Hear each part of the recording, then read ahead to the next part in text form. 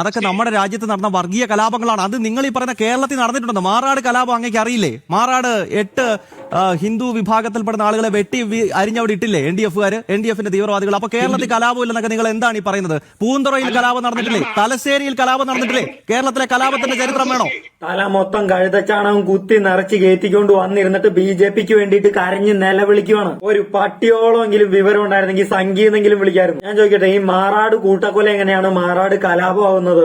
അതായത് 2003 10 മിനിറ്റ് നീണ്ടു നിന്ന ഈ മാറാട് കൂട്ടക്കൊലയിൽ 9 പേരാണ് മരിച്ചത്.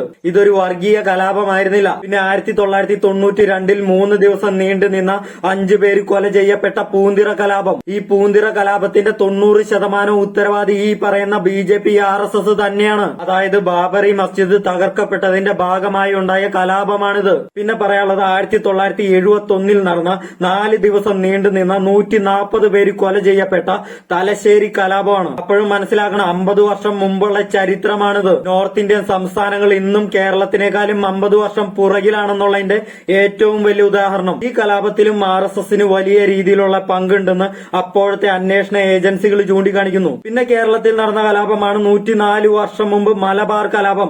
ബ്രിട്ടീഷുകാരുടെ കാലത്ത് 1 വർഷത്തോളം നീണ്ടു നിന്ന 2337ഓളം മനുഷ്യർ കൊല ചെയ്യപ്പെട്ട മലബാർ കലാപം. ഈ കലാപം നിങ്ങൾ ഏത് കമ്മ്യൂണിസ്റ്റ് പാർട്ടിയുടെ തലയിലാണ് കെട്ടിവെക്കാൻ പോകുന്നത്? മനസ്സിലാക്കണേ, ഈ 1971 കേരളത്തിൽ വിവരവും വിദ്യാഭ്യാസവും ഇല്ലാത്ത പ്രാകൃത കാലത്ത് നടന്ന വർഗീയ കലാപങ്ങൾ വെച്ചാണ് ഗുജറാത്ത് കലാപവും മണിപ്പൂർ കലാപവും ഒക്കെ ഇവന്മാര് കമ്പയർ ചെയ്യുന്നത്.